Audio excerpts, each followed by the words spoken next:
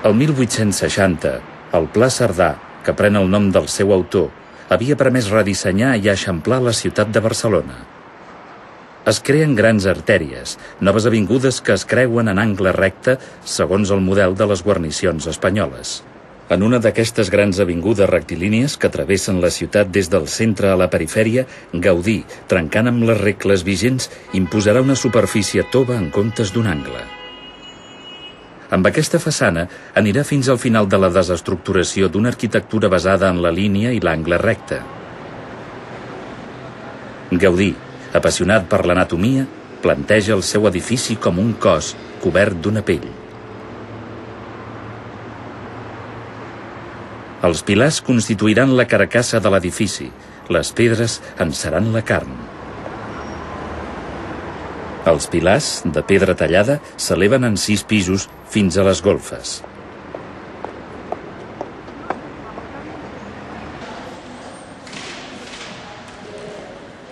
Aquests pilars constitueixen la base de l'edifici.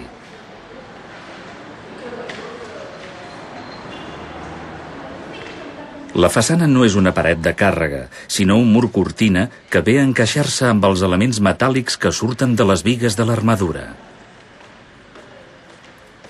Només falta omplir els espais entre columnes.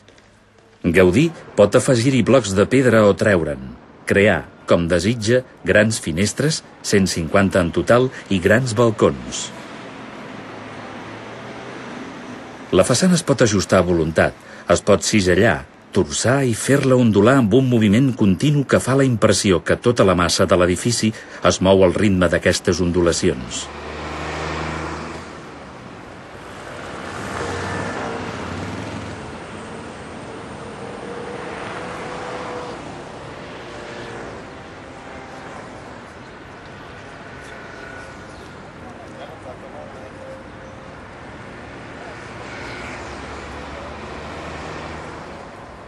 La façana de la Casa Milà es converteix en una peça d'escultura.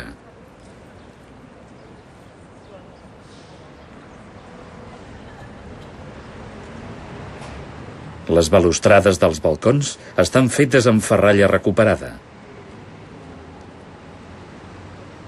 És un material inusitat per un immoble de luxe.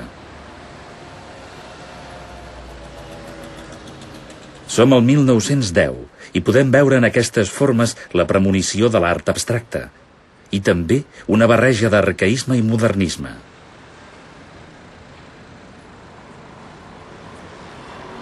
Gaudí sosté que ell s'inspira en l'observació de la natura. Tot ha sortit del gran llibre de la natura. Aquest arbre a prop del meu taller. Heus aquí el meu mestre. La façana del darrere, tot i que només la veuen els veïns, Gaudí no la deixa de banda. Balustrades serpentejants, façana coberta d'una barreja de calç i ciment, color. Però darrere de l'obra d'art hi ha un programa i les exigències dels promotors. En efecte, els Milà demanen a Gaudí que els construeixi un edifici que, a més de la seva residència, haurà de contenir uns 20 pisos de lloguer, un aparcament, unes golfes, un terrat. Com es pot convertir aquesta massa imponent en un lloc de vida obert a la llum? Tinc la capacitat de sentir, de veure l'espai, perquè sóc fill de calderer. El calderer és un home que d'una superfície en fa un volum. Ha vist l'espai abans de començar la seva feina. Gaudí s'imaginarà un edifici organitzat al voltant de 2 grans patis interiors. El primer pati serà circular, concebut com un lloc de vida, nus de comunicacions i font de llum.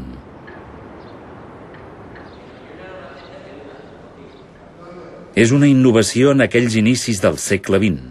Trencant amb la tradició, Gaudí considera que un pati interior ha de ser més que un forat més o menys insalubre.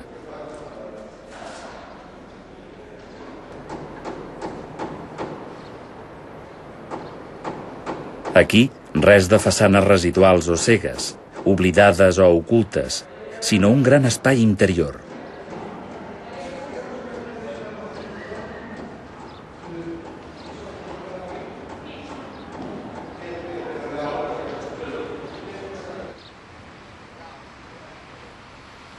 El segon pati tindrà forma oval.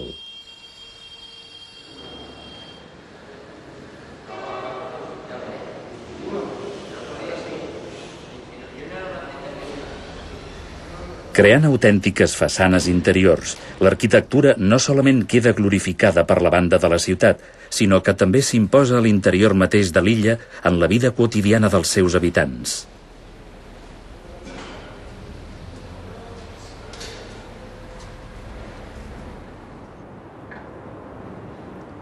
Entre aquests dos patis hi ha pous de ventilació.